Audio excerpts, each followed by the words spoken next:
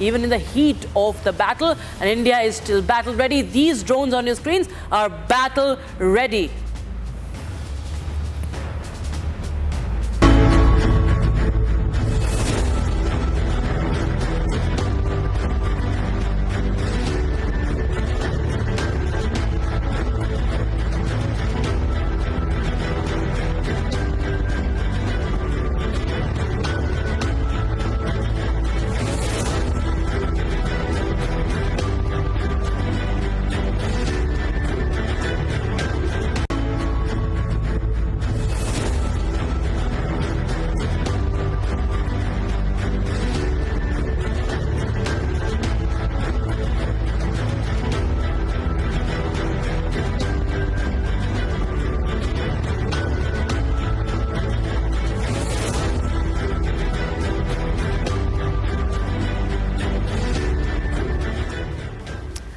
Now, viewers, Defence Minister Rajnath Singh this week gave a clear message from the seas. In his words, next time the Indian Navy will respond to Pakistan's provocations. They were so well prepared. He says that the Navy of India has the power to, could in fact completely destroy Pakistan. The also, of course, spoke at length about the power and preparation of the Indian Navy, how Pakistan could have been broken into 4 pieces as well. Now, the statement was not just about symbolism, it was also strategic. Now, we'll tell you why he was talking about INS Vikrant and why did he visit INS Vikrant, viewers, because this is one of the most powerful warship. It is a floating fortress, in fact, viewers. We are going to show you the visuals of Rajnath Singh's visit as well, and then tell you about the mighty missile fleet that led the 36-ship armada to strike the Karachi port in Pakistan. It was all ready to strike, and which in fact prevented the Pakistani naval fleet to in fact leave the shores as well. Let's take a listen to Rajnath Singh first. बार तो पाकिस्तान को भारतीय नौसेना की fire power का सामना नहीं करना पड़ा, मगर दुनिया जानती है अगर पाकिस्तान ने इस बार कोई नापाक हरकत की तो हो सकता है कि इस बार की ओपनिंग और किसी के द्वारा ना हो, हमारी नेवी के द्वारा होगी। साथियों, पाकिस्तान को यह समझ लेने की जरूरत है आतंकवाद के जिस खतरनाक खेल को वह आज़ादी के समय से ही खेलता आ रहा है, उसकी मियाद अब खत्म हो चुकी है।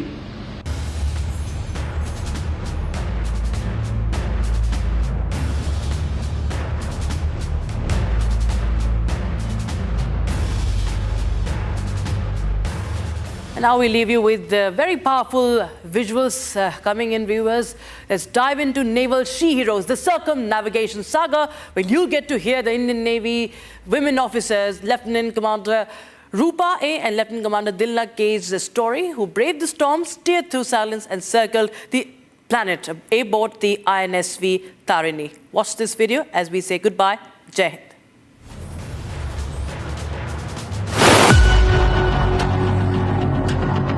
Indian naval sailing vessel Tarini, असीम समंदर, अनकही चुनौतियां और अथाह खूबसूरत पल। भारतीय नौसेना की 2 होनहार ऑफिसर्स लेफ्टिनेंट कमांडर दिलना और लेफ्टिनेंट कमांडर रूपा ने पूरा कर लिया है दुनिया का सफर। समुद्र के रास्ते हुई अनप्रिडिक्टेड लहरों से मुलाकात, अनगिनत चुनौतियों से भरी बीती रात, महासागर के इम्तिहान को कैसे पास किया और कैसे दोनों महिला ऑफिसर्स ने सक्सेसफुली कंप्लीट किया सर्कमनेविगेशन। 8 महीने एक नाव पर और पूरा विश्व उनके नक्शे पर। अपनी गौरवशाली यात्रा को पूरा कर वे लौट आए हैं भारत, लेकर अपने साथ कहानियों का समंदर।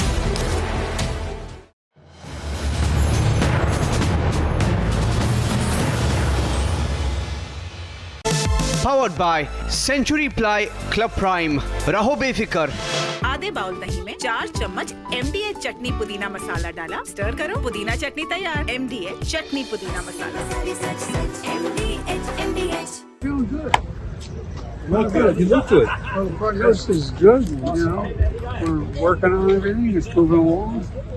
I feel good. Have you decided on your treatment options? Yeah, we have. We're underway, and all the folks are very optimistic.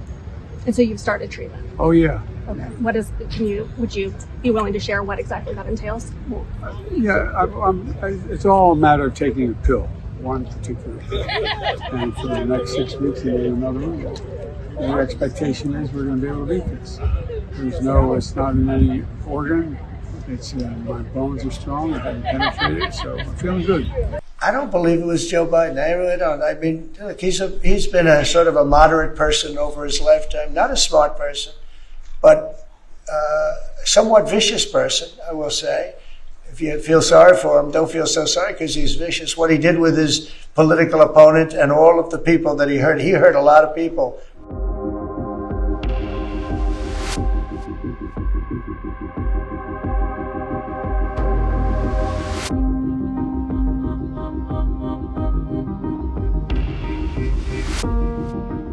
I think it's very sad, actually. I'm surprised that it wasn't, the public wasn't notified a long time ago, because to get to stage 9, that's a long time. I just had my physical. You saw that. You saw the results of that particular test. I think that test is standard to pretty much anybody getting a physical, good physical. We had the doctors at the White House and over at Walter Reed, which is a fantastic hospital, do it. I did a very complete physical, including cognitive tests. I'm proud to.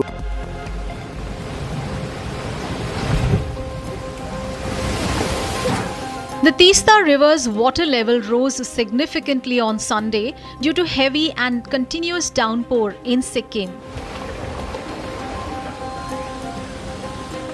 The India Meteorological Department issued a red alert for today in the state's Mangan district for heavy to very heavy rain in the region.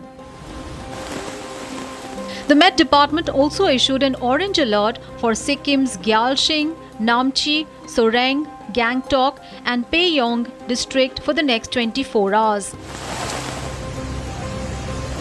According to the district administration, many properties have been damaged due to landslide. जो tourist उस accident में मुंशीथंग शोबम्बू में missing हुआ था, missing नहीं, जो accident में नदी में गिरा था, तो उसमें से 2 को तो जिंदा निकाला 29 के रात को ही रेस्क्यू टीम ने।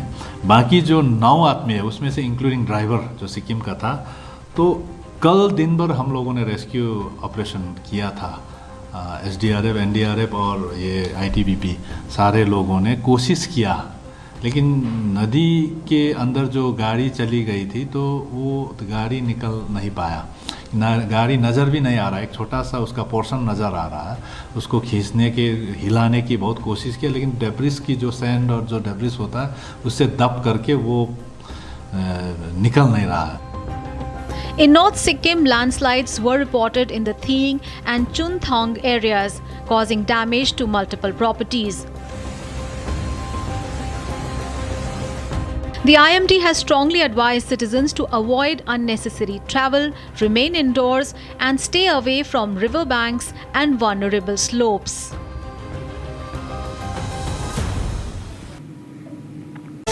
Powered by Century Ply Club Prime. Raho befikar. Amity has been ranked among the top universities globally for producing the most employable graduates by the Times Higher Education UK. Yet another testimony to Amity's excellent placement record.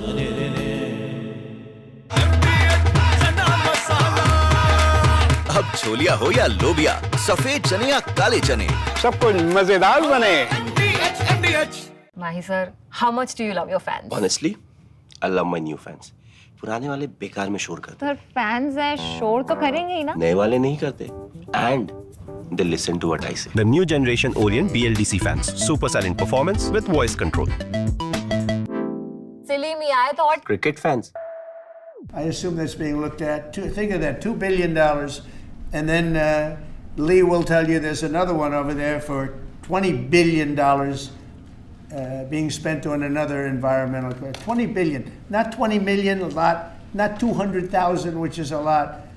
So think of it, in her case, you have $100, and now all of a sudden she gets hit with an infusion of $2 billion just before I take office. $20 million for Arab Sesame Street in the Middle East. Nobody knows what that's all about. Nobody's been able to find it. $8 million for making mice transgender. So they spend $8 million on making mice transgender. And those are better than many of the others. I could sit here all day and read things just like that, but we have other things to do. So it's much, much more than just that. We're totally committed to making the Doge cuts permanent and stopping much more of the waste. And from Asia's largest news headquarters, setting the agenda for Bharat.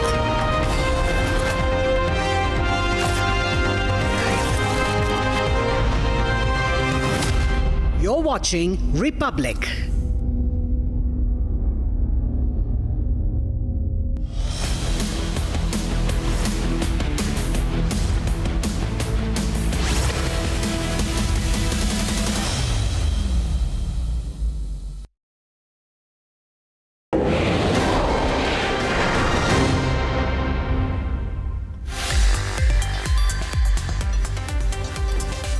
Hi there, good evening and welcome to this special broadcast on Republic TV. Looking Ahead is about stories that are shaping up over the coming week. News that is developing and would have consequences for your life, impact your choices. Stories that shape India's politics, geopolitics and geoeconomics alike. Tonight, I bring to you three in the long-form format, going deep into the developments that would pan out over the coming week. Story number one. BJP completes 11 years in power this week. While it launches a mega communication blitz from the national capital to lakhs of village panchayats, how is the Modi government's third term running being seen on the ground? A comprehensive ground report there. Story number two. As Israel and Hamas agree to a United States brokered ceasefire, there is equal parts hope and despair. Hope among the families who still have their members hostage in Gaza. Despair, the two sides are still contesting the terms of the agreement. We get some ground reports, looking forward to the developments in Israel and Gaza. And then story number three tonight. The banker of the central government, the Reserve Bank of India, is set for 3 days of deliberations on the interest rates.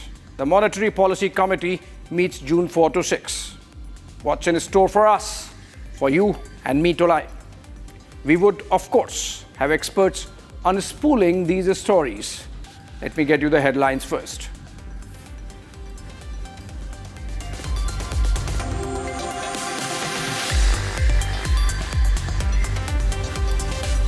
All right, Union Home Minister Amit Shah has sounded the poll bugle in West Bengal during his 2-day visit to Kolkata. Shah declared in the Netaji Indoor Stadium that Mamata Banerjee's tenure as Chief Minister is set to end in 2026.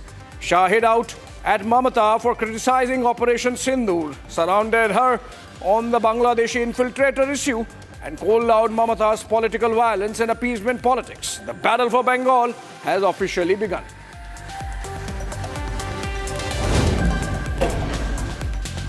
The political run-up in the poll-bound state of Bihar heats up. LJP Ram Vilas hints at pitting party chief and Union Minister Chirag Paswan in the state assembly elections slated to be held later this year.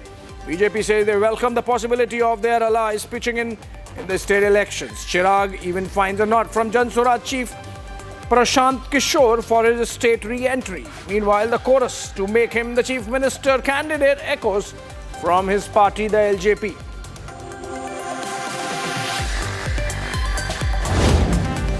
Cloudburst in Northeast, the NDRF and SDRF have deployed in the Northeast after severe rains trigger landslides and flash floods following a cloudburst. Flash floods and landslides have killed 22 people across the region, with Assam, Mizoram, Arunachal Pradesh and Manipur heavily affected. 5 people have lost their lives after mudslides in Guwahati. 9 have drowned in Arunachal Pradesh, and close to 78,000 people are directly impacted by the floods in Assam. Assam's Agriculture Minister Atul Bora met the family of Pahalgam terror attack victim Adil Hussain Shah in Pahalgam to offer his condolences on behalf of Assam government.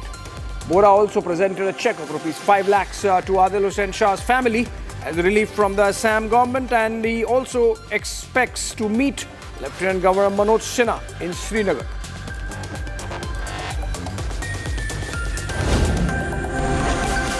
A 22-year-old law student and a social media influencer from Gurugram, Sharmishta Panoli, was arrested by Kolkata police and sent to 14 days of judicial custody by a court over an alleged objectionable social media post. The NDA allies are hitting out against the Mamata government for targeting the influencer, with the BJP pointing out TMC's selective blindness to the hate spewed by some of its own leaders. BJP ally and Andhra Pradesh Deputy Chief Minister Pawan Kalyan has also waded into the matter.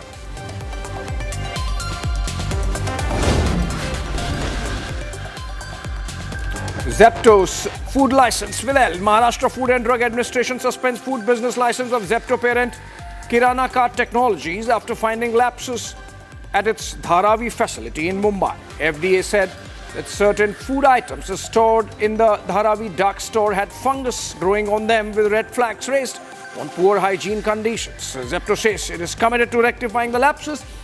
Will this apology be enough for Zepto to avoid citizen backlash?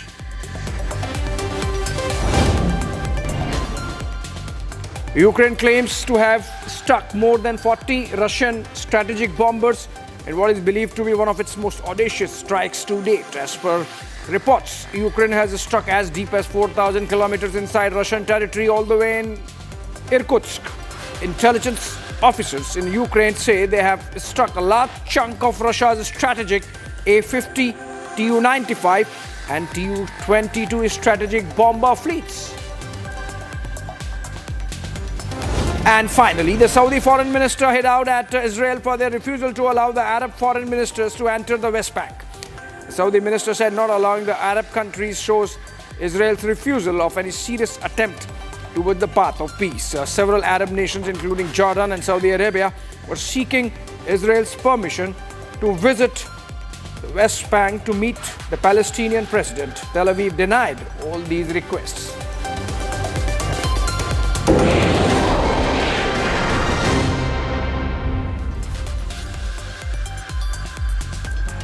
Well, welcome back, friends. As India stands at a critical inflection point in its democratic journey, the 11-year milestone of the Narendra Modi-led BJP government, or NDA government, offers more than just a moment of celebration. It opens a window into the political, ideological and developmental blueprint shaping the nation's future.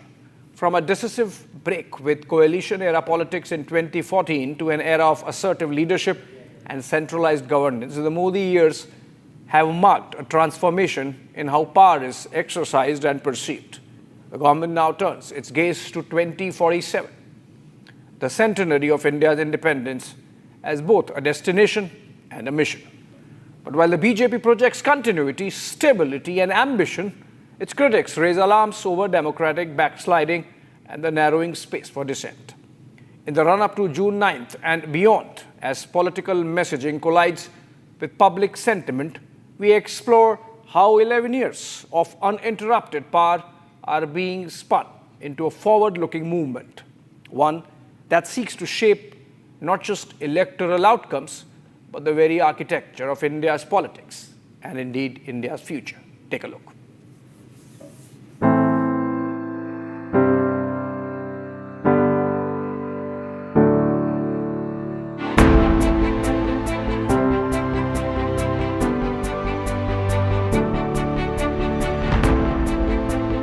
मैं नरेंद्र दामोदर दास मोदी ईश्वर की शपथ लेता हूं कि मैं विधि द्वारा स्थापित भारत के संविधान के प्रति सच्ची श्रद्धा और निष्ठा रखूंगा.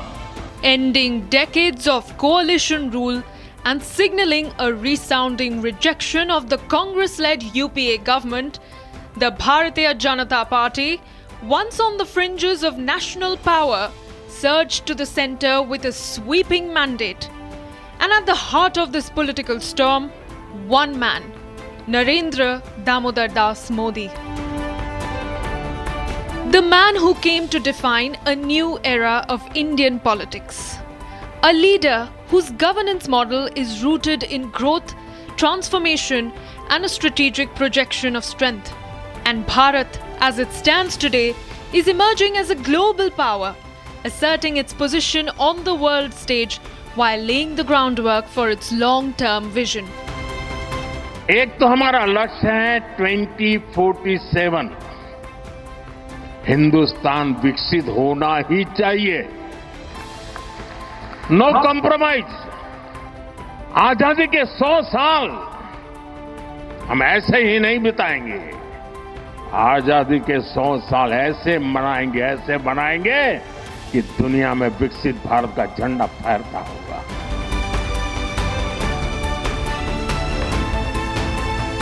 Sankalp se Siddhi.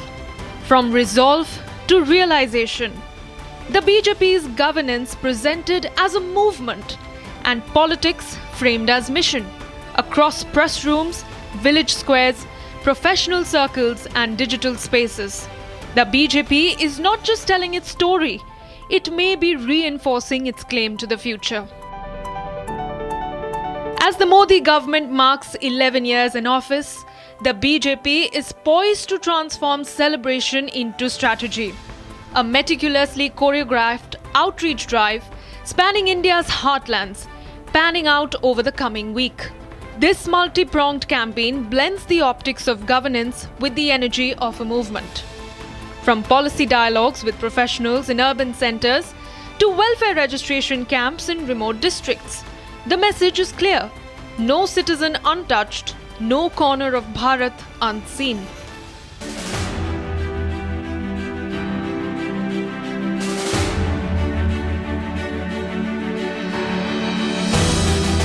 With Vistar, Vishwas, Vikas as its pulse, the BJP strategy pivots on expansion, trust and development.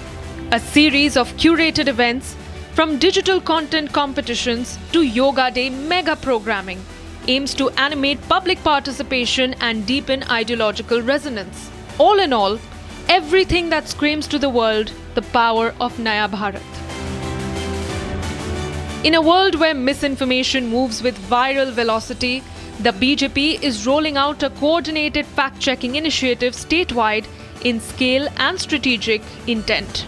Dedicated teams will monitor digital platforms, flag misleading content, and issue real-time rebuttals through official channels and influencer networks.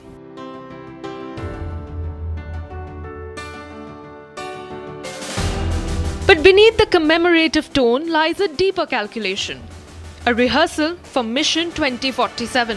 For the BJP, the anniversary is more than a retrospective. It's a projection of intent, machinery, and momentum. A projection of India's Atmanirbhar mission. A projection of independent rising in every sector. Defense,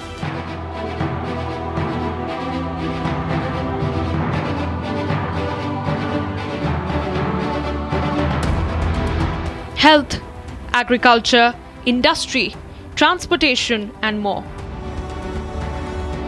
As India gears up for June 9th, this is how experts read the last 11 years of the Narendra Modi-led BJP government.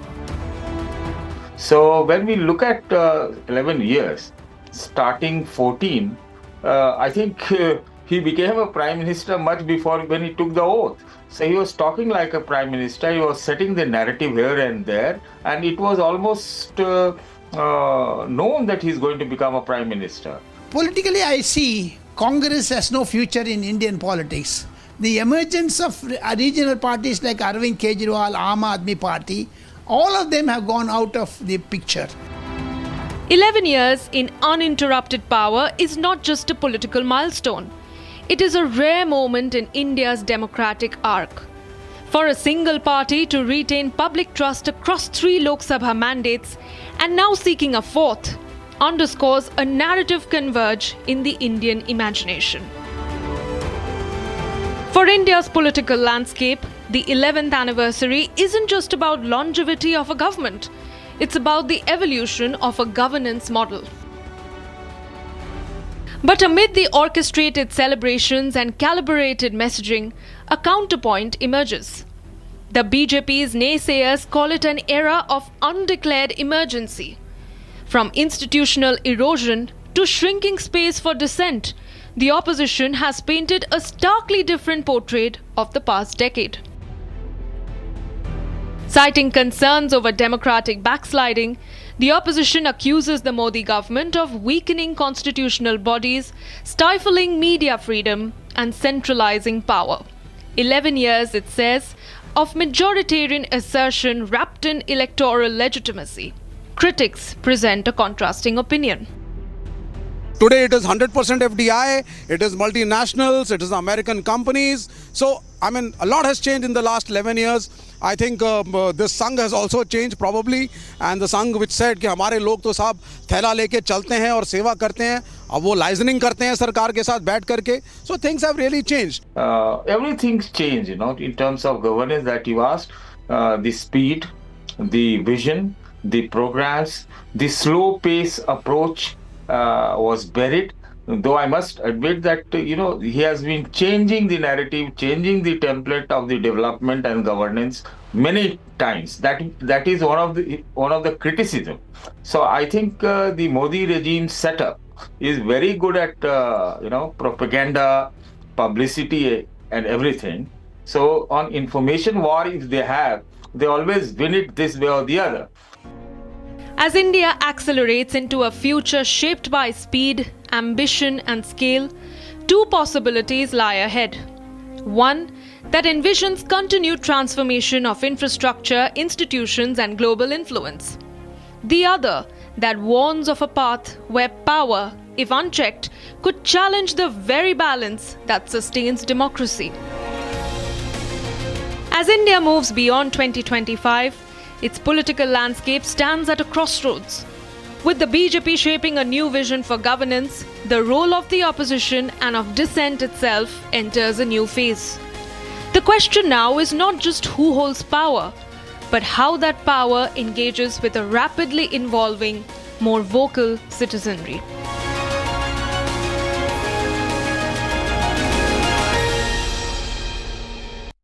All right, let's see how this comprehensive ground report is seen by the BJP itself. Joining me, their national leader, Nalin Kohli. Welcome, Nalin. And, this kind of blitz that BJP is planning to hold to mark its 11 years in power, some would say it's an overkill. In no ways it's an overkill. I think, Abhishek, people have reposed faith in the leadership of Prime Minister Modi on 3 occasions.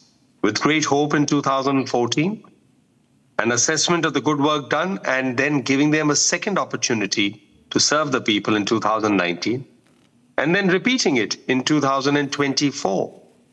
Therefore, it is our duty to take before the people what all work the government has done under his leadership, what are the things that we plan to do in the near future, and inform them. And if we are doing it directly, going to the people and doing so, that's something to be appreciated because that's part of participative democracy. So I don't think it's an overkill. It's part of the service of reaching out to the people who have voted for us to inform them personally about the developments and the plans ahead. Right. And Nalin, one more feedback that we got while doing this report from the ground was that the BJP, on the one hand, is struggling, for example, getting its president, the new president, and on the other, has all the time to really get going with these comprehensive events which span from the national capital right down to village panchayat level. I would disagree completely with that almost funny comparison that whoever on the ground told you so, Abhishek.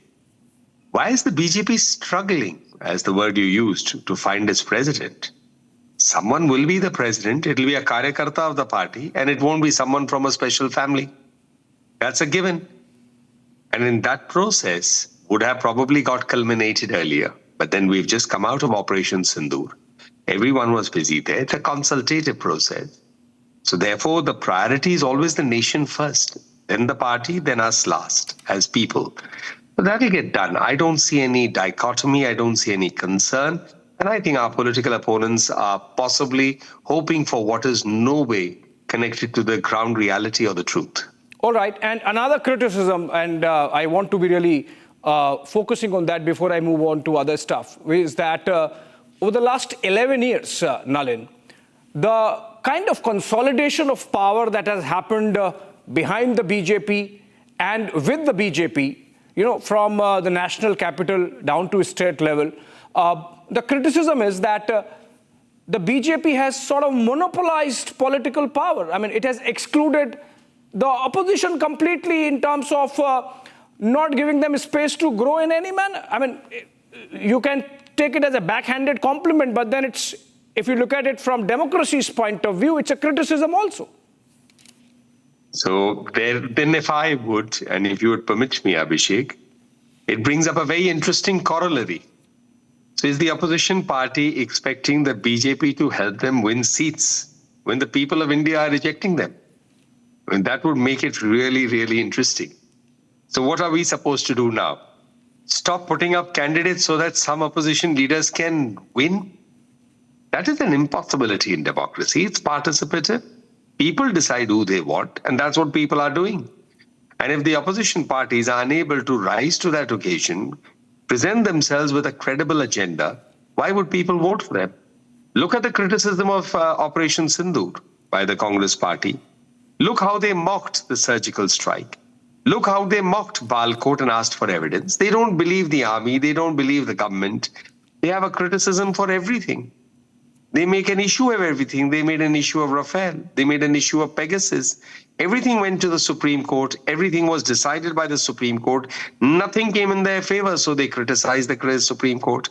That cannot be the basis of democracy. They must show something that resonates with the people, not just an agenda of anti-Modiism. All right. Last question to you, Nalin, before I let you go, which is that the kind of communication blitz that the party is carrying out perhaps is a sort of this understanding that maybe this communication was missing, say, during the general elections, because of which the party lost some seats. So in that sense, BJP is course correcting and carrying out this massive communication, executing this massive communication plan over the next 1 week. Well, that would have been technically correct. That would have been technically correct. That would have been, I'm sorry, I lost you. So that would have been technically correct.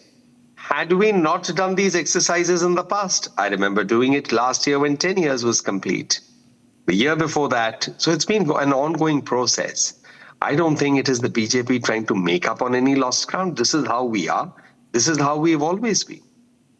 All right. Thank you so much. Nalin Kohli, the senior BJP leader, joining us live on the BJP's plans to communicate to the masses how it has worked over the last 11 years with the Modi government in charge in New Delhi. Thanks. Thanks, Nalin. Thank you.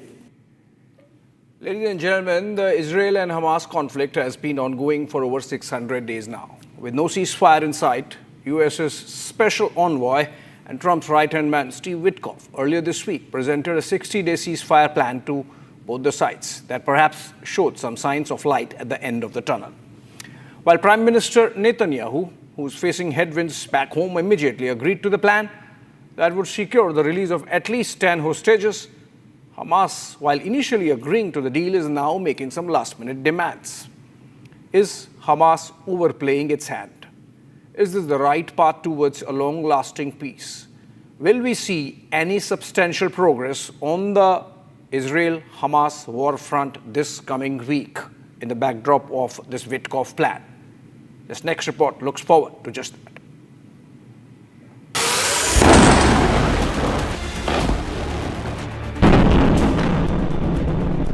603 days since Israel's war on Hamas began in Gaza.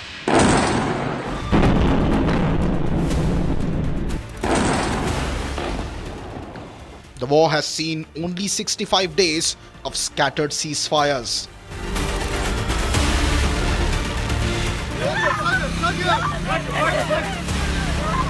So far, 148 hostages of the 251 captured by Hamas on October 7th have returned alive. 44 others couldn't see that day. While the fate of 59 others hangs in the balance.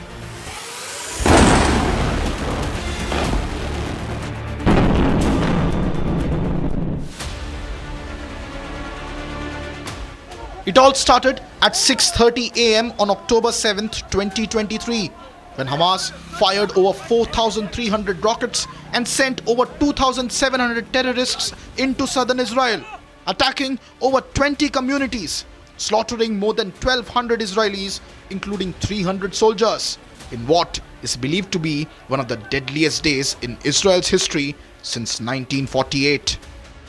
From day one, or the early days of the war, we decided on a policy. We are going after Hamas. We're not going after the civilian population. More than 12 attempts have been made in the last 2 years to broker a ceasefire, while the first one in November of 2023 yielded in the release of 105 hostages. Since December of 2023, the proposals have seen limited progress. Throughout the first half of 2024 up until May, a three-phase truce was proposed. However, sometimes it was the Israelis who backed out or the Hamas that refused to comply.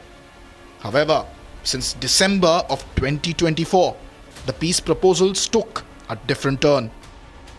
My proudest legacy will be that of a peacemaker and unifier. That's what I want to be, a peacemaker and a unifier.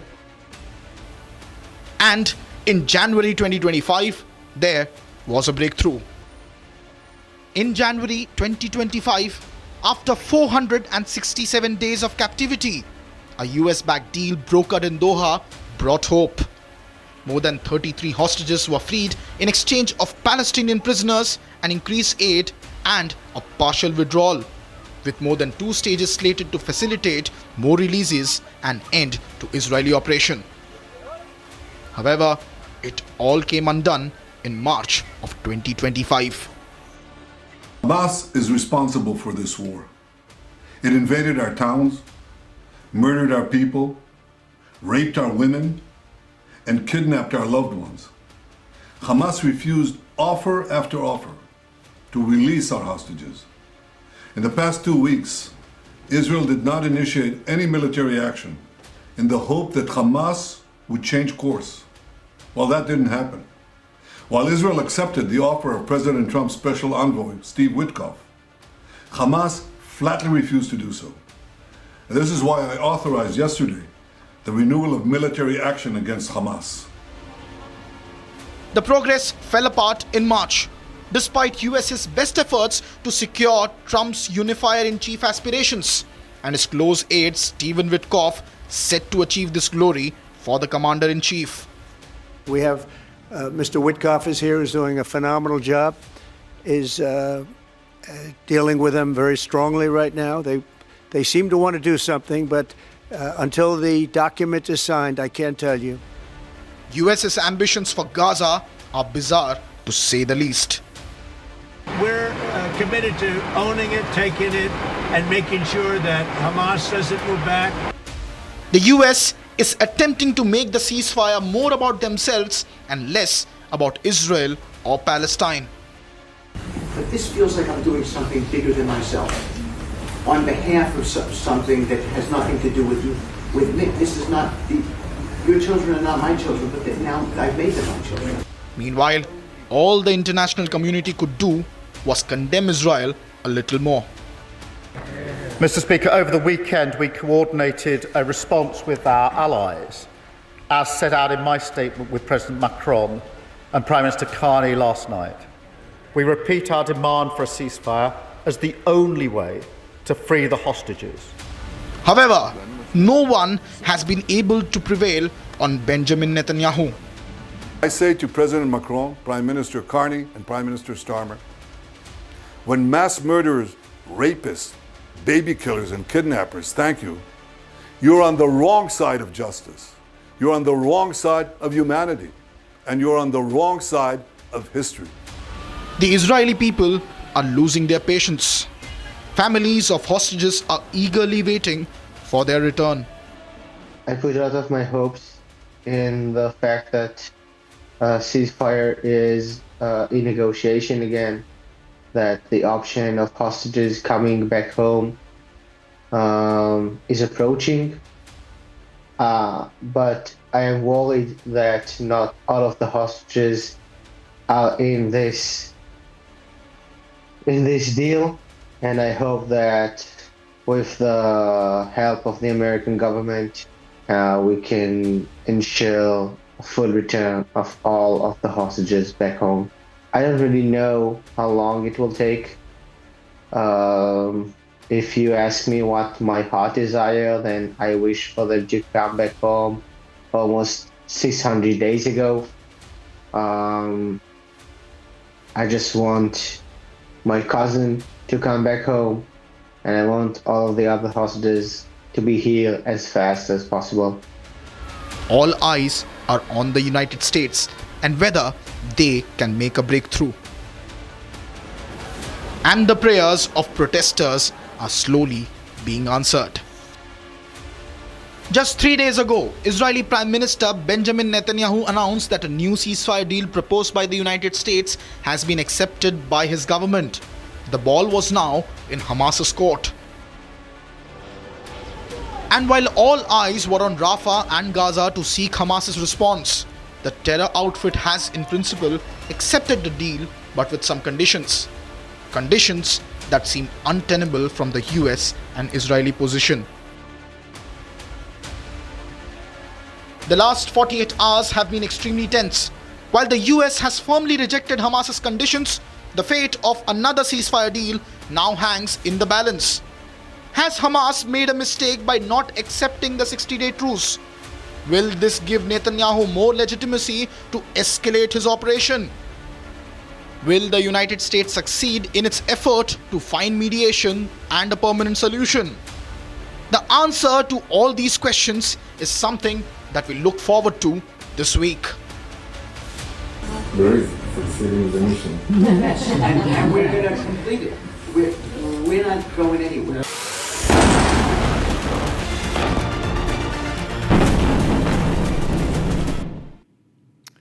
All right, seems like a very practical plan yet not happening. Joins me Madhav Nalapat, geostrategic affairs expert. Very good evening to you, Mr. Nalapat. How do you see, I mean, you would have watched this comprehensive report prepared by us on the ceasefire plan, but it's really not working out. It's not going to work out unless Hamas accepts the fact that its military wing is effectively over. Netanyahu will not stop until he has demolished the military capability of Hamas for all time to come. The fact is, the October 7 attack was the worst mistake made by Hamas, an existential mistake, because it reminded the Jewish people of the very terrible things that happened to them in the previous century. And that was his big mistake. And now, as I said, Netanyahu, I don't believe, is going to stop until the military wing is completely eliminated. If Hamas was smart, it would do that. It's ask for its leaders safe passage, eliminate its military wing, surrender its weapons, surrender all the hostages. It's disgusting that these hostages are being kept, and heaven knows how many of them have lasted through this long ordeal. So, but Hamas, that's a smart thing for Hamas to do, and the only way Hamas as an organization can survive, and the only way the people of Gaza can be liberated from the torture that they're experiencing after a terror attack. The problem is, Hamas cares nothing for the people of Gaza. All it cares for is, frankly, its military wing. Yeah. All it cares for is elimination of Israel, and frankly, the elimination of the Jewish people. I mean, I don't think they have the wherewithal left, Mr.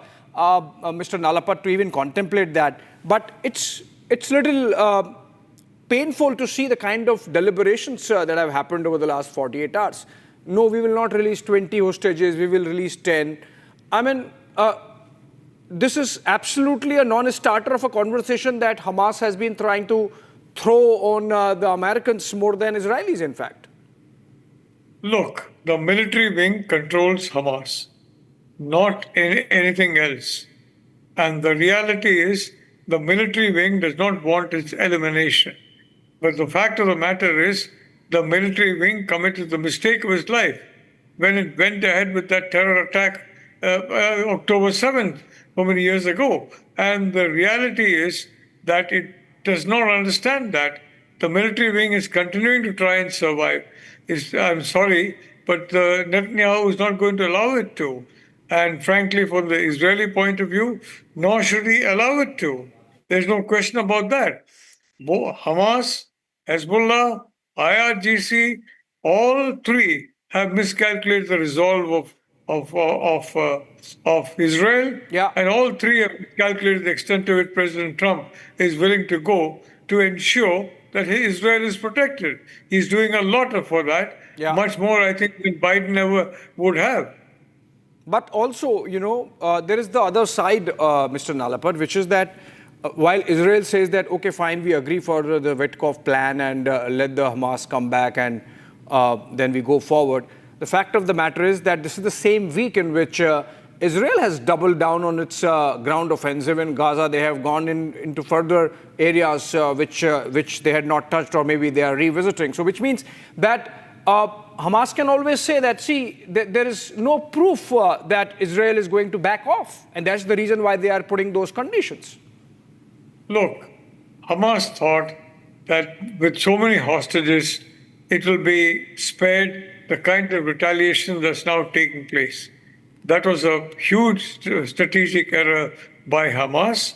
And frankly, as you correctly said, the people of Gaza are paying the price. Because whether it is the question of Gaza, whether it's a question of Lebanon, and I mean, they're paying the price. I mean, Israel is moving in many directions. I mean, it is blocking access to arms into Gaza and into Lebanon. It was coming through Syria. I have no idea if that new setup in Syria has anything to do with the toppling of a very corrupt Assad regime with, frankly, a terror regime. But I mean, I don't know. I mean, who all are responsible besides Turkey and the obvious culprits. But I want to say very clearly that this is then the end game for the military wing. And sadly, it will involve a lot of quote-unquote collateral damage.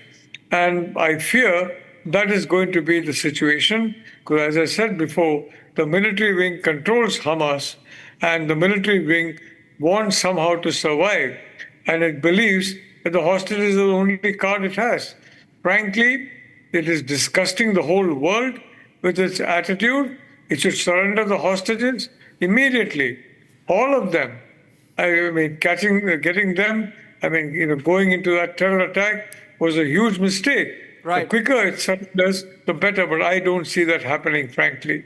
In which case, Mr. Nalapat, are the Americans really playing around for headlines? Because if the Hamas is not ready, the Israelis absolutely not, then and then what was the ceasefire announcement about? I mean, like they have done in the case of India, Pakistan, is it just being done to sort of beef up this Trump constituency on ceasefires worldwide? They're succeeding nowhere but continue to claim otherwise. Look, in the case of India and Pakistan, the Pakistan liaison officer with the military and the Indian liaison officer with the military, they came together and the Pakistanis asked for a cease, and Prime Minister Modi agreed to that on the grounds of humanitarianism, and frankly, he has made it very clear it's a pause.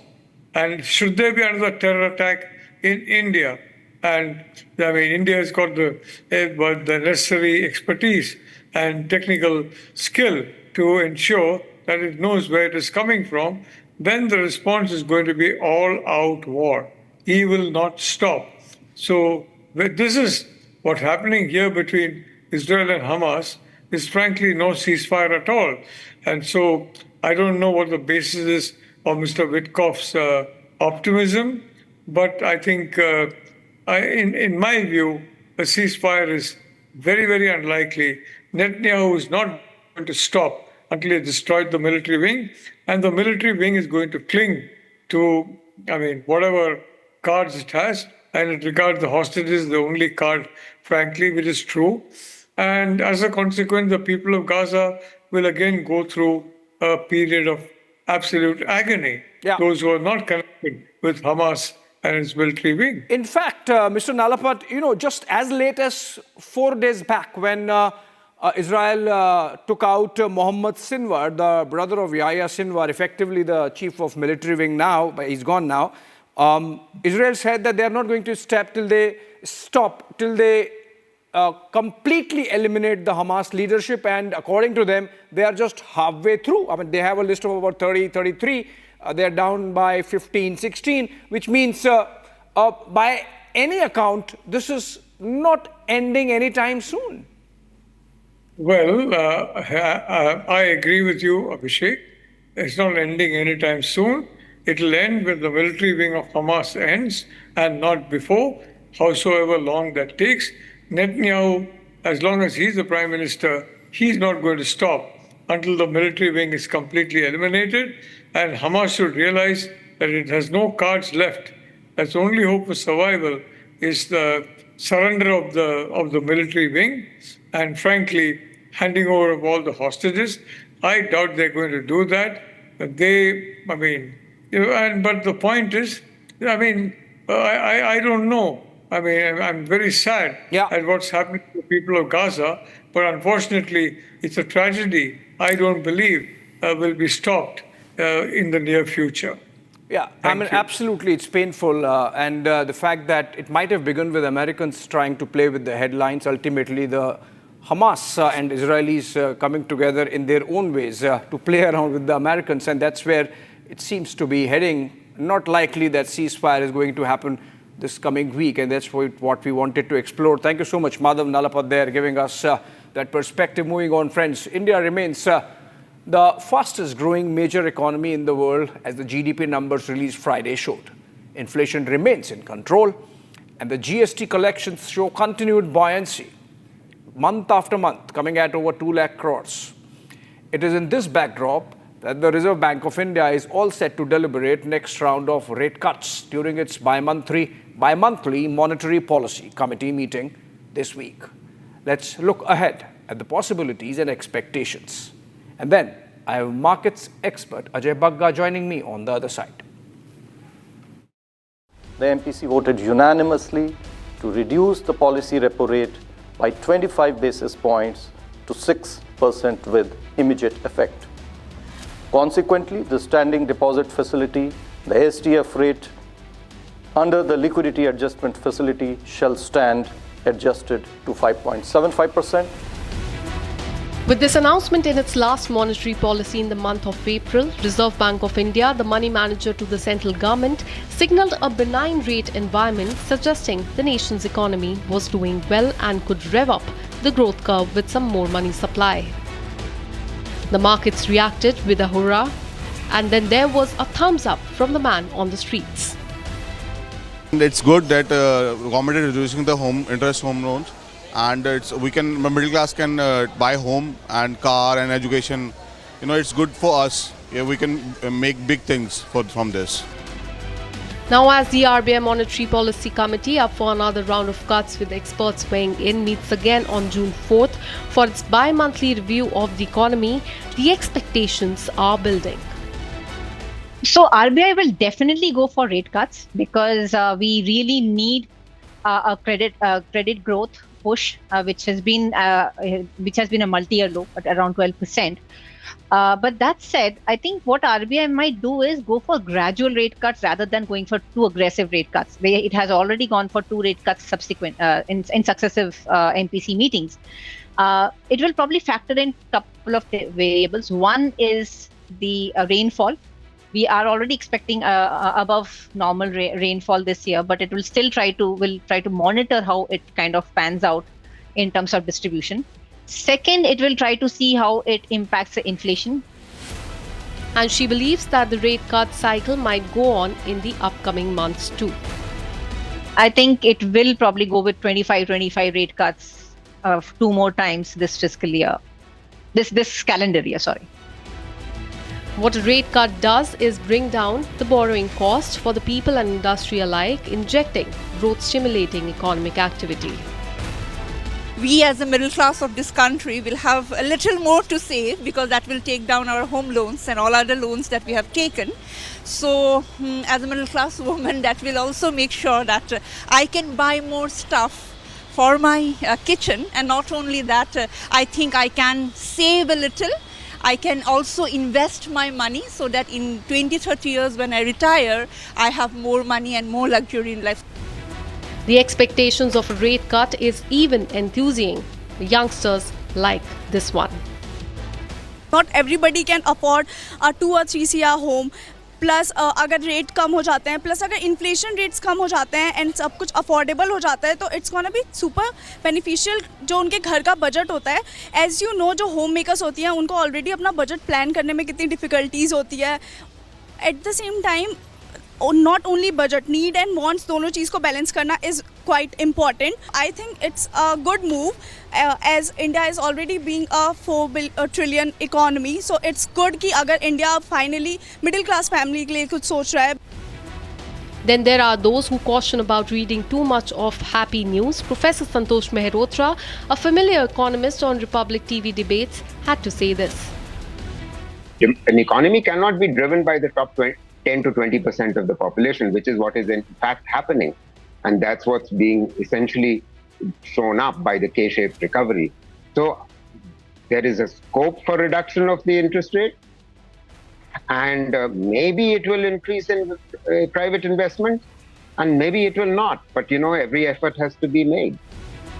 Mehrotra also believes that even as RBI continues to do its job of reading the tea leaves of the economy, the government needs to do more. There is desperate need for creation of jobs, for investment to rise, for private investment in particular to rise, and I think the government needs to enable that to happen. Now, taken together, it is clear that while RBI continues with its rate cuts, people on the streets and experts alike understand the benefits of an upcycle in the economy that the resultant money supply can bring over to the Monetary Policy Committee on June 4th. All right, joining us, markets expert and investment guru Ajay Bagga. Welcome, Mr. Bagga. And, fourth largest economy, GDP growth on track, fiscal deficit in control, and the food prices really look good, inflation also in check. Are you also on the side of those who expect another round of rate cut from the RBI?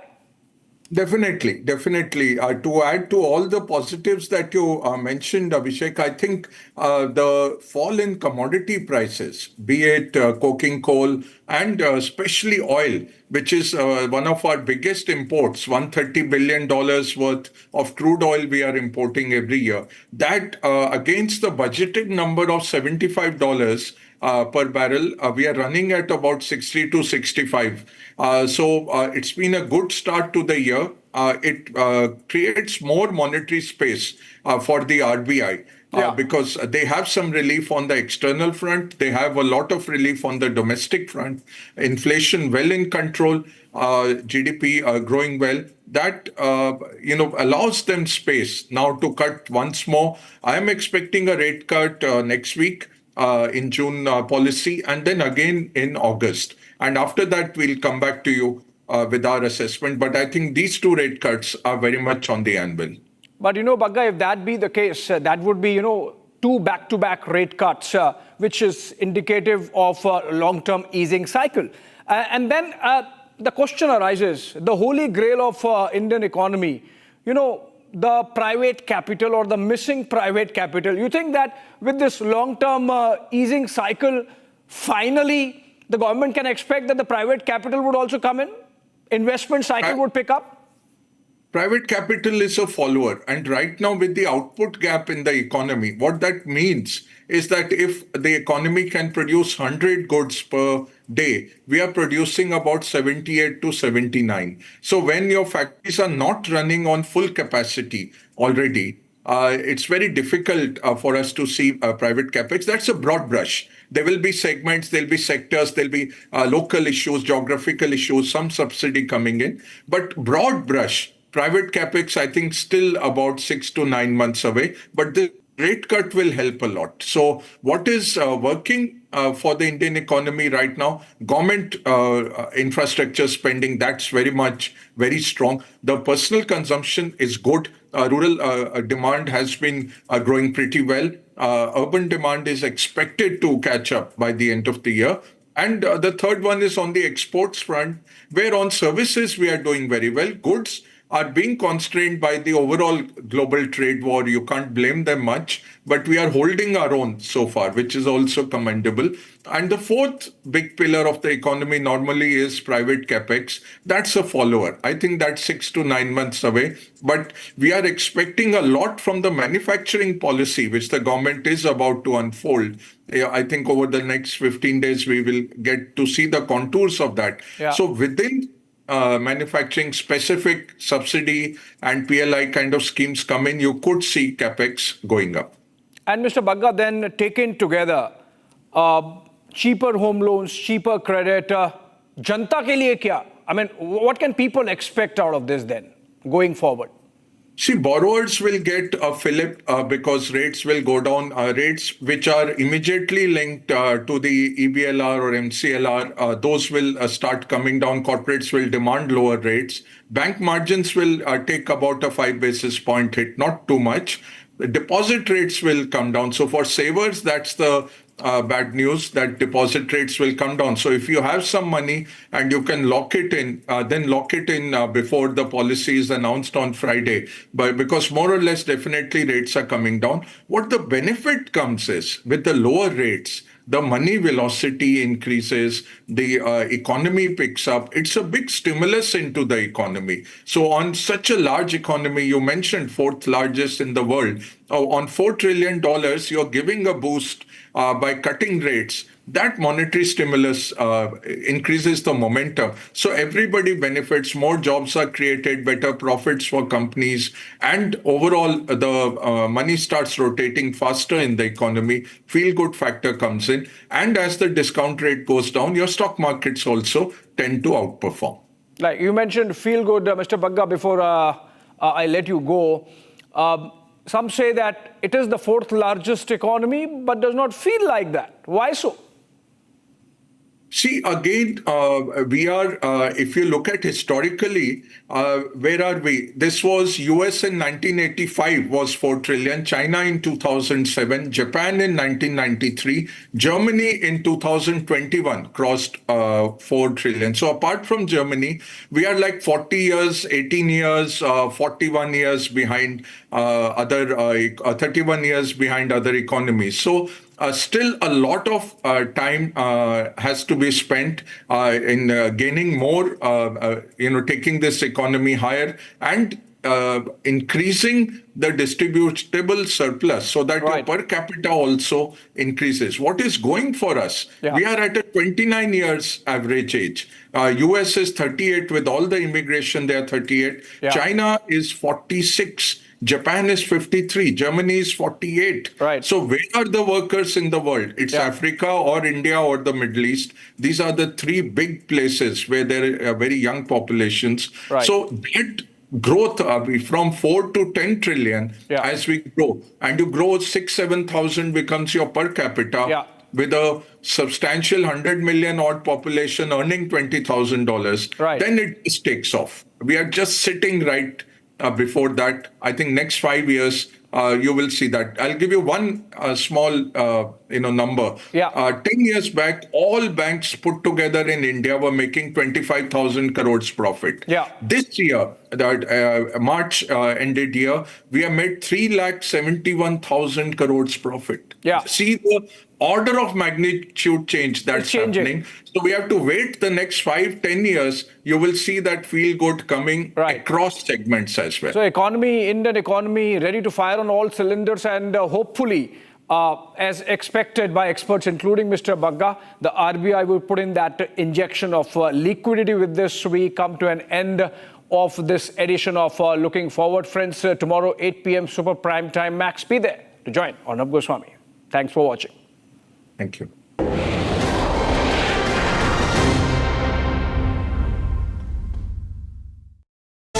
Powered by Century Ply Club Prime. Raho befikar.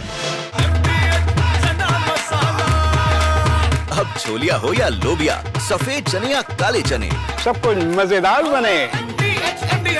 Hi, this is Chef Ranveer Brar. Guarantee you brilliance on behalf of IAHM. I assume that's being looked at. Think of that, $2 billion. And then Lee will tell you there's another one over there for $20 billion being spent on another environmental question. $20 billion, not 20 million, a lot, not 200,000, which is a lot. So think of it, in her case, you have $100, and now all of a sudden she gets hit with an infusion of $2 billion just before I take office. $20 million for Arab Sesame Street in the Middle East. Nobody knows what that's all about. Nobody's been able to find it. $8 million for making mice transgender. So they spend $8 million on making mice transgender. And those are better than many of the others. I could sit here all day and read things just like that, but we have other things to do. So it's much, much more than just that. Summer is here. Is your home ready for the heat? Keep your roof cool and your home comfortable all summer with Roof Cool and Seal.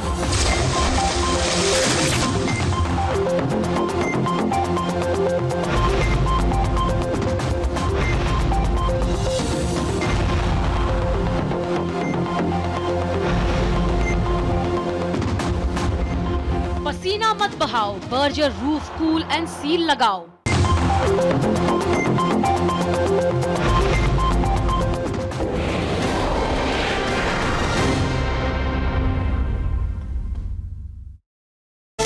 Powered by Century Ply Club Prime.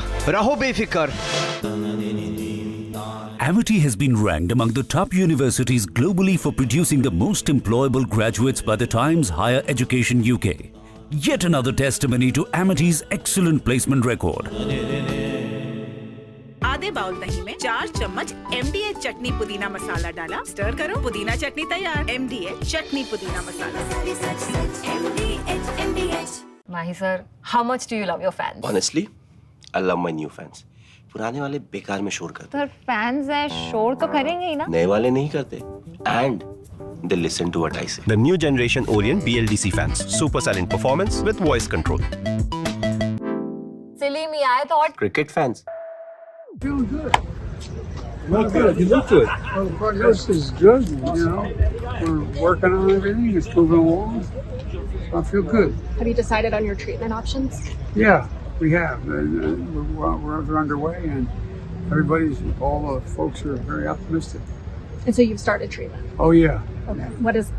Would you be willing to share what exactly that entails? Yeah, it's all a matter of taking a pill, one particular pill. And for the next 6 weeks, and then another one. And the expectation is we're going to be able to beat this. It's not in any organ. It's my bones are strong.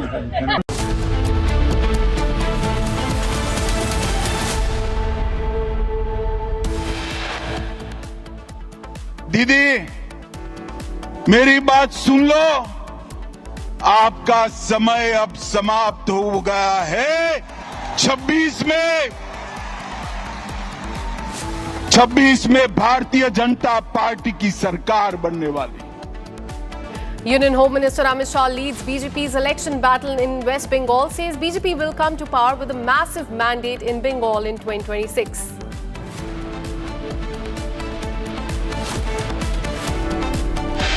Murshidabad में अभी हिंसा हुई। बंगाल सरकार के मंत्री इस दंगों में शामिल थे। ये स्टेट स्पॉन्सर दंगा था जिन्होंने हिंदुओं को अन्याय किया है। Amit Shah launches a blistering attack on Chief Minister Mamata Banerjee, says Hindus targeted in West Bengal, whereas Mamata is involved in vote bank politics.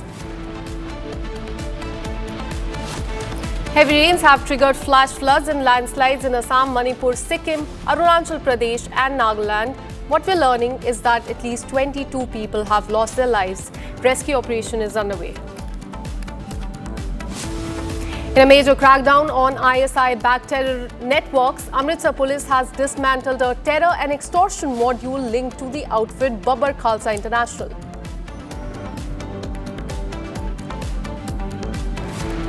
Ukraine drones have attacked more than 40 Russian bomber planes, claims Ukrainian security services.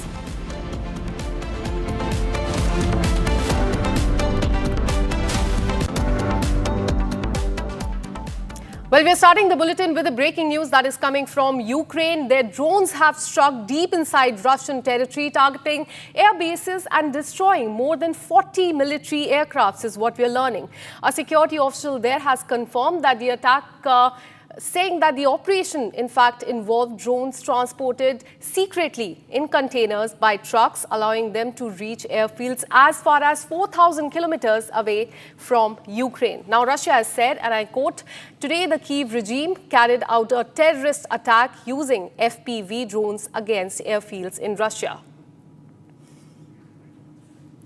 So this is a news that is coming from Ukraine. This is, in fact, a blow to Russia's air fleet. What we are learning, Ukraine claims that they have attacked the air base of Russia. They have destroyed as many as 40 aircrafts of Russia. On the other hand, Russia has now confirmed the damages. They have said that there was a terror attack by Ukraine. So this is as far as the escalation in Russia as well as Ukraine war is concerned. Both sides are in fact saying this, and this most importantly comes a day before the crucial talks between the two countries which are to be held in Istanbul. So a day before that, on the eve of those talks, we are witnessing that Russia is in fact, it has also confirmed the damages. It has said that there has been a terror attack by Ukraine. Ukraine says that they have attacked Russia's air fleet. Well, I'm joined by Dr. Sergey Voronov, who's the president of Amicability, and also Ola Vorozibit, who's the journalist based in Ukraine. Thank you for speaking to Republic TV. I would go firstly across to Ola. I want to ask you, now this is happening on the eve of the crucial talks tomorrow between Ukraine and Russia. So now the question arrives is, why on this specific eve has this attack been done by Ukraine? Well, this is an indeed remarkable operation by Ukrainian special forces. And what had happened, so the over 40 Russian strategic bombers were probably struck by these Ukrainian drones in Russia. And these are exactly those strategic bombers that are bombing Ukrainian civilians every day. Just today in Kyiv, we had over 9 hours of air alert, and Ukraine was also attacked by Ukrainian civilians. This is one of the important thing. We're attacked by Russian drones and also missiles, ballistic missiles. And actually, this is Russia that is escalating over these days before the negotiations. As we, if you were probably following, so previously the number of Russian drones that were attacking Ukraine, and once more, I'd like to underline, Ukrainian civilians were really the biggest in numbers. Now attacking these strategic bombers will mean that we will probably have less of Russian attacks on Ukraine. And as Russia shows also before tomorrow's negotiations, that they understand only the language of power. So this is the answer, the card. Or I would say the biggest David versus Goliath moment during this war, because I would just frankly, this is the moment that may change the turn of the war. Exactly. Absolutely. Dr. Sergey, I want to ask you one question. Now, Russia has confirmed the damages. They have called this a terrorist attack. I want to understand from you, from what you're learning, what is the scale of total loss? Yes, it was just a terrorist attack because we can see and everybody can understand that Ukrainian army cannot achieve success on the battlefield. And this is just a step of a proxy war that will not fundamentally change the course of events, and it will not change, of course, the position of Russian Federation during the Istanbul discussion in Istanbul regarding peace and future of Ukraine. Of course, it's very painful because war is always bring some pain to the nations, both nations. But for my opinion, we can see that this proxy war, actually Ukraine government, they have a lot of very profound advisors from Europe, especially from Great Britain, who can consult them how to do this proxy war. And of course, our position is very open. We only want to bring the justice to the relationships with our countries. Want to support our Russian-speaking population. Want to actually to make the peace on the dharmic level. We follow to dharma some moral principles. That's why for us it's painful, but it cannot change the course of all events. So, Ms. Ola, you just heard Mr. Sergey. He said that Russia wants peace and that is everything that they want. How would you respond to this claim? Look, Russia wants peace, but it attacked Ukraine. It was Russia who first attacked Ukraine and came to us with a full-scale invasion and also with the war in the Donbass. It was Russia which occupied Crimea, and all of these were Russian language of peace. That's really striking to hear this. Actually, Russia during this war, it ruined just some of the towns in the Donbass, Donetsk and Luhansk regions, which were mainly Russian-speaking, yes, and they are now totally moved to rubbish because of Russian attacks. So listening about the proxy war is also, frankly, it's funny because what Ukraine used even during this operation, yes, these were homemade drones, actually worth, I don't know, 300 or so. And this was the answer that Ukraine finally come out in the years of war when we were asking for the help, yes, from the other democratic states and defending our country. So sorry, but what doctor said is just like it's funny, but I wouldn't love. I can say this is a bullshit, frankly, because like my friend's flat in Odessa was attacked by Russian missiles and also by Russian drones. Odessa, which is partially Russian speaking. So what are you talking about? This is I don't know why you are talking this. And why you don't feel any feeling of, I don't know, shame while talking to me and during this speech. Well, you see, what is important to point here is that this is happening a day before the crucial talks between the two countries. So, Dr. Sergey, I want to ask you, don't you think this would derail the talks between the two countries? How would this pan out tomorrow? Yes, first of all, I will just slightly respond to my colleague. Of course, her speech was very emotional because she has some woman mental vision and of all these historical events which happened between our countries. But I would like to advise to all colleagues from Republic TV and to all audience very carefully listen and carefully to research interview of our national leader Vladimir Putin to the famous #1, for me is #1 journalist from United States, Mr. Carlson.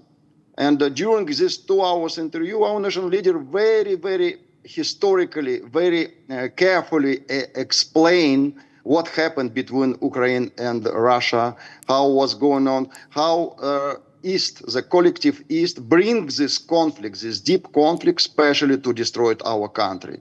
And come again to the facts, we should not be so emotional about shame. Of course, I cannot feel shame. I feel only pain, because war is always a very dramatic feel. But come again to the Pakistan and India conflict. We know that because of the policy of Great Britain, they destroyed India, Emperor of India, to the different countries. That's why, and they artificially create this kind of conflicts. The same, they create conflict between two brother countries, between Ukraine and Russia. And I am absolutely sure, like a Russian religious philosopher, that in close future, everybody will be open. All the secrets will be open. And of course, will bring peace. But will peace, again, I want to repeat this, we will bring peace on the dharmic level. We should follow to the dharma, we should follow to the justice, to all the moral values, because only real believer, like our national leader, Vladimir Putin, can bring real peace, not artificial, but real peace between our countries. And regarding our conversation in Istanbul, you can see our representative and advisor of Vladimir Putin, Mr. Vladimir Medinsky, he mentioned about a lot of historical examples of the even famous British and Germany experts and politicians, how they can understand the spirit of Russia, of Russian civilization. We're a very ancient civilization. We are not just a new country, yes? And we always support all small nations around all the world. We always support culture and tradition. We're givers, actually. Frankly speaking, we're givers. That's why Vladimir Medinsky was very expert, very honest during conversation. And I hope, again, we'll repeat the same experience, will educate representative from Ukraine how to bring real peace between our brother countries. Claims, I don't want to be Dr. educated. Sergey, in fact, claims Sorry, that no one only needs Putin to can educate bring me. the real peace. This How is would you really, like to sorry, respond but to this, inappropriate. Ola? Yes, sorry. I'm asking you, Dr. Sergey says that only Putin can bring real peace. How would you respond to this? Look, we are experiencing what Putin makes and all his steps for more than 10 years, and in full-scale war for almost for over 3 years. So this does not look, and you don't need to be any expert or anyone to see that it doesn't look like bringing peace. It looks like making war and trying to ruin Ukraine as a country, the country with Kyiv as its capital, which was founded much earlier than Russia itself. And you can also research what was on the place of Moscow when Kyiv was a prosperous city. But I don't want to refer to that because neither me nor Vladimir Putin are historians. And if you want to read history, you will find history books which say that what Vladimir Putin said was but once more bullshit. The other thing concerning bringing peace to Ukraine. Peace will come, but it seems that once more, Russia understands the language of war because what they do, they may actually war. Ukraine is open for negotiations, and we were not doing so. We are talking about the operation where Ukraine had finally strategic superiority at that moment, but previous days. This was Russia, which was attacking civilians in Ukraine. Once more, it doesn't look like peace. And then it doesn't look like bringing peace to Ukraine. Ukraine asks about what kind of the points during negotiations we will have. But Russia doesn't present anything. Tomorrow, Ukrainian delegation will come to Istanbul without any idea what they need to negotiate about. And if you want to negotiate any ceasefire or any peace in such a large-scale war, you need to prepare at least. But there is no information. So which language of peace are we talking about? I think that is very clear. So if you just see on how Russia behaves, what is done, and what was first, there is an answer, alas. For us in Ukraine here, we would love to have peace finally, because it's really difficult not to sleep for, I think, for over a year. Like every day, there are air raid alerts at night in Kyiv, in the center, in the capital of Ukraine. You can't sleep because you either need to follow up what the news and where Russian drones or missiles are going, or so that's the main thing I would say. So if you follow what is going on, and if you follow how Russia behaves, actually, Donald Trump, the president of the US, finally said he doesn't know what had happened to Vladimir Putin with his attacks on Ukrainian civilians. I think that is clear. So you don't need to look for an answer, alas.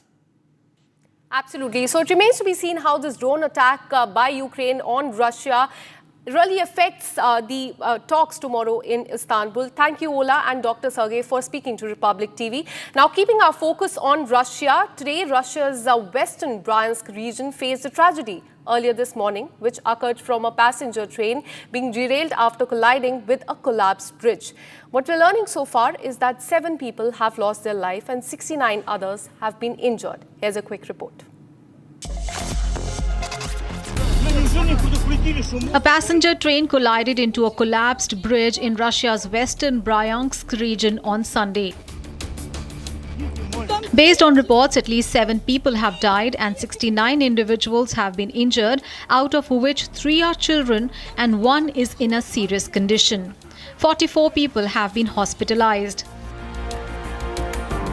The train was going from the town of Klimovo to Moscow. The collision with the bridge occurred in Vyagony-Chesky district's Federal Highway area.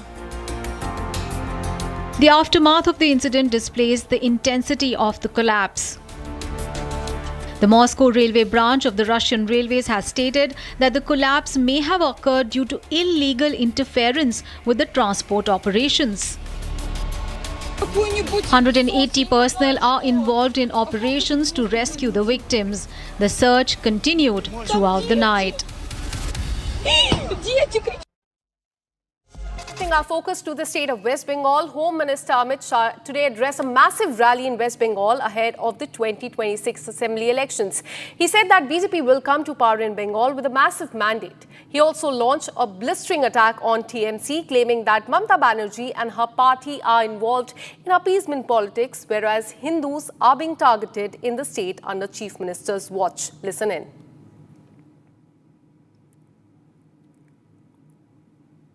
हर क्षेत्र में सालों तक बंगाल ने भारत का नेतृत्व करा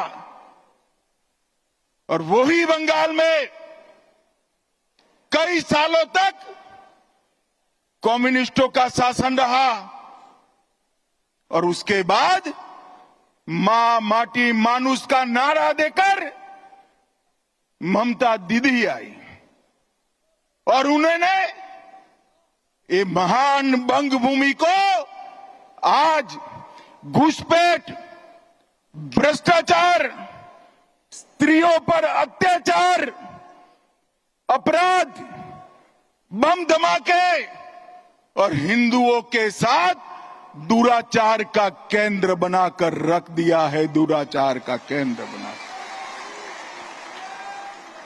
भाइयों बहनों, यही बंगाल में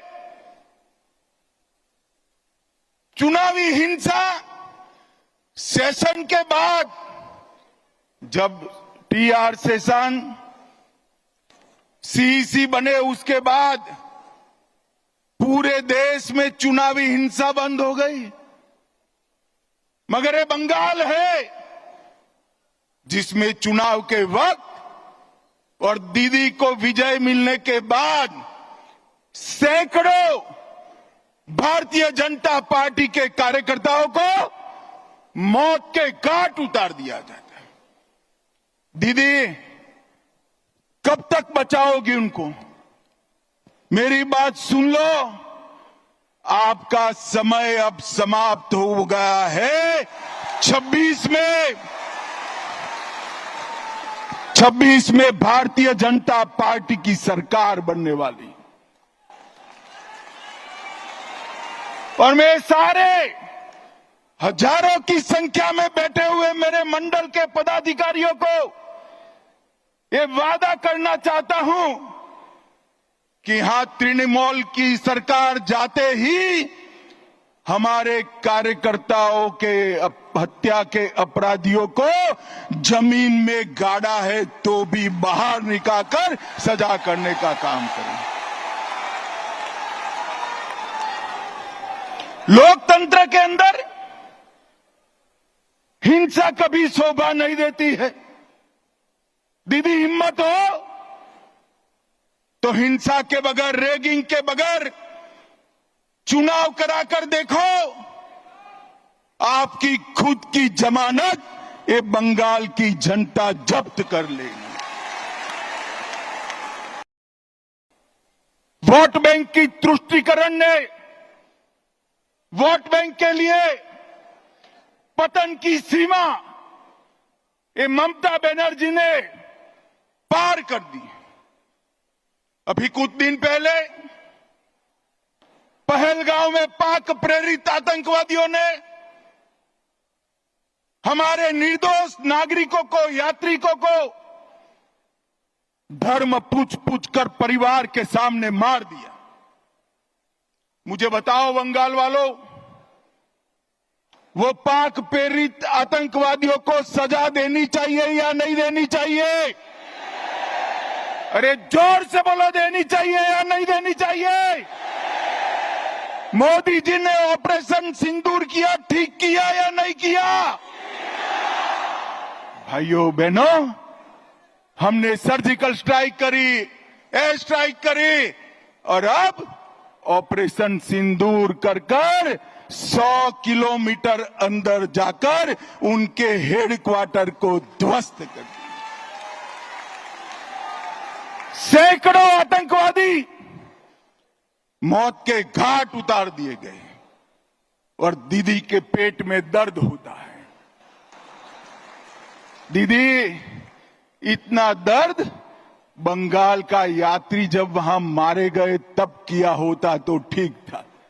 उस वक्त कुछ नहीं बोला, और मोदी जी ऑपरेशन सिंदूर कर यहां आए तो एक घटिया सा राजनीतिक बयान देकर ऑपरेशन सिंदूर का विरोध किया। मैं आज ममता दीदी को कहने आया हूं, आपने ऑपरेशन सिंदूर का विरोध नहीं किया, आपने इस देश की करोड़ों माताओं बहनों की भावनाओं के साथ खिलवाड़ किया है, खिलवाड़ किया। और मैं बंगाल की मातृशक्ति को भी अपील करने आया हूं, आने वाले चुनाव में ऑपरेशन सिंदूर पर सवाल उठाने वाली ममता जी को सिंदूर की कीमत बंगाल की माताएं बहनें जरा समझा दे, सिंदूर का अपमान करने का क्या मतलब होता है। भाइयों बहनों, 1990 से ये देश आतंकवाद झेलता है। 40,000 से ज्यादा लोग आतंकवाद की भेंट चढ़ गए। ये कांग्रेस की सरकारें, यूपीए की सरकारें, इंडिया अलायंस की सरकारें, जिसमें ममता बनर्जी भी मंत्री थी, कुछ नहीं करती थी। नरेंद्र मोदी सरकार आने के बाद गोली का जवाब गोले से देने की शुरुआत नरेंद्र मोदी ने। और ममता जी, आप जितना पक्ष लेना है उतना पाक प्रेरित आतंकवादियों का पक्ष ले लो। मैं बताकर जाता हूं, ये नरेंद्र मोदी सरकार है, ये भारतीय जनता पार्टी की सरकार है। ऑपरेशन सिंदूर समाप्त नहीं हुआ है। अब कोई भी हिमाकत करेगा तो उसको उतनी ही मजबूती के साथ जवाब देने का काम नरेंद्र मोदी जी करेंगे।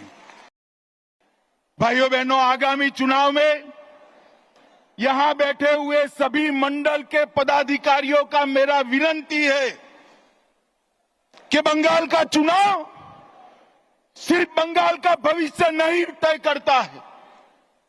बंगाल का चुनाव देश की सुरक्षा के साथ जुड़ा हुआ चुनाव, क्योंकि ममता बनर्जी ने हमारे देश की सीमाओं को बांग्लादेशियों के लिए खुला कर दिया है। इनके आशीर्वाद से घुसपैठ हो रही है। मुझे बताओ मित्रों, घुसपैठ रोकनी चाहिए या नहीं रोकनी चाहिए? जोर से बोलो, रोकनी चाहिए या नहीं रोकनी चाहिए? क्या दीदी रोक सकती है? जोर से बोलो, रोक सकती है? ये भाईपो रोक सकते हैं क्या? घुसपैठ केवल और केवल कमल फूल की सरकार रोक सकती है। तृणमूल के सांसद मुझे संसद में पूछ रहे थे कि बीएसएफ क्या कर रही है। अरे ममता दीदी, हमने आपसे भूमि मांगी है, पूरी भूमि दे दो, बाढ़ को समाप्त हो जाने दो।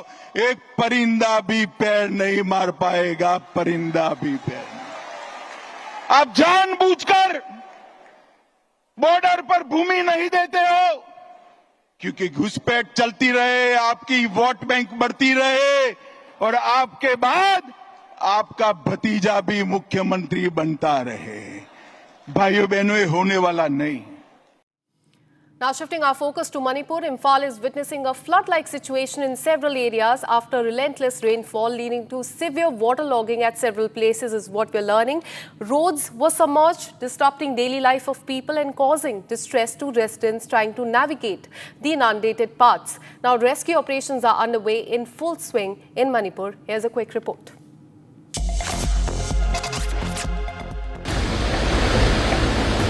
The relentless downpour has thrown daily life out of gear, with traffic movement affected and residents facing difficulties in reaching offices, schools and markets.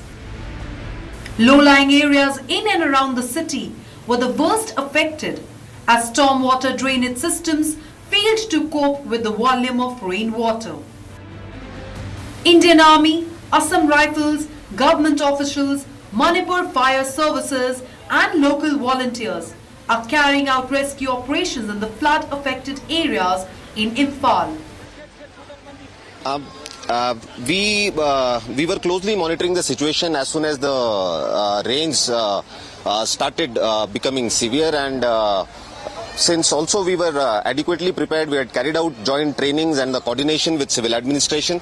So as the news of waterlogging and emerging floods reached us, we quickly responded along with the Assam Rifle columns, and we reached affected areas, and we had started these operations yesterday, so it is now continuous 48 hours, and our troops are committed on ground trying to reach out people and help them out and evacuate them to safer places. In many places, homes and shops experienced water seepage, forcing residents to use makeshift measures to protect their belongings. The India Meteorological Department said that rainfall, thunderstorms and gusty winds are likely over northwest India for the next 4 to 5 days due to the western disturbance. Heavy rains were also predicted for Assam, Meghalaya, Arunachal Pradesh, Nagaland, Mizoram and Tripura during the next 7 days.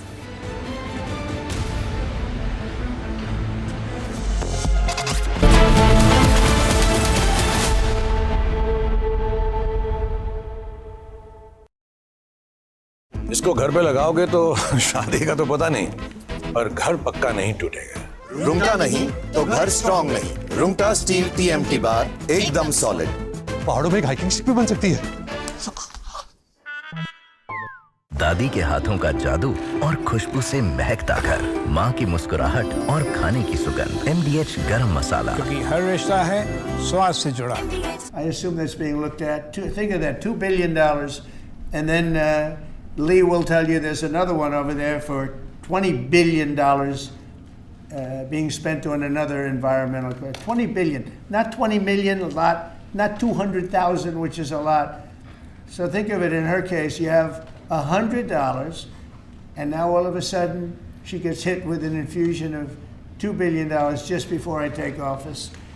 $20 million for Arab Sesame Street in the Middle East. Nobody knows what that's all about. Nobody's been able to find it. $8 million for making mice transgender. So they spend $8 million on making mice transgender. And those are better than many of the others. I could sit here all day and read things just like that, but we have other things to do. So it's much, much more than just that. We're totally committed to making the DOGE cuts permanent and stopping much more of the waste in the months to come. We want to get our great big beautiful bill finished and done. After that, we put some of this into the bill, but most of it's going to come later. We're going to have it cauterized by Congress, affirmed by Congress. Now we have something where we're really healing a lot of that. We stopped India and Pakistan from fighting. I believe that could have turned out into a nuclear disaster. And I want to thank the leaders of India, the leaders of Pakistan, and I want to thank my people also. We talked trade, and we said we can't trade with people that are shooting at each other and potentially using nuclear weapons. And they're great leaders in those countries, and they understood and they agreed, and that all stopped. And we're stopping others from fighting also, because ultimately we can fight better than anybody. We have the greatest military in the world. We have the greatest leaders in the world. We put one of them in charge of the Joint Chiefs of Staff, as you know, General Raisin Kane, and we wiped out ISIS, completely wiped out ISIS in 3 weeks. They said it would take 5 years, and we did it in 3 weeks. And that's the way it is, but we don't want to have to use our military. We want to be peace through strength when we can. They want to spend a lot of money in each state. So we won all 7 swing states, 7 out of 7. We won a lot more than that. We won the popular vote. We won everything. And they want to spend money to find out what they did wrong. And I mean, I could tell you what they did wrong. I could tell you every one of their programs when they say men playing in women's sports. I would say that's not a winner. When they say transgender for everybody, I think that's not a winner. When they say open borders so the entire world population of criminals can pour into our country, I don't think that's a winner. I mean, I just gave them that for free, but I don't know if they'll change their ways. I see them all the time. I see people that I know in Congress, Democrats, they're trying to justify some of the things I just said. You can't justify them. I always hear they're 80-20 issues. I say they're not 80-20, they're 97-3. They might be 99-1. They're not 80-20. They wish they were 80-20. So honored that we got that ridiculous stay lifted, because that would have taken away presidential power. It would have taken away everything that was granted by the founders. It would have been a terrible thing. And it would have, most importantly, would have left us vulnerable. We have a lot of countries that use tariffs on us and use them viciously, actually, viciously. And if we didn't have the power to use tariffs on them, and instantly, not when you go back to Congress and try and get hundreds of people to agree on something, that would take months to get just one simple proclamation. If we didn't have the power to counteract their powers, you wouldn't have a country left. We have to act fast. We have to be fast and nimble, as they say. And that was a really great moment, I think, yesterday when that stay was lifted. And hopefully now we'll go to court and just win that battle. Because if we don't have the power to do what they're doing to us, we are going to be a great nation no longer. Great leaders of the other two that we just mentioned, they all said the same thing.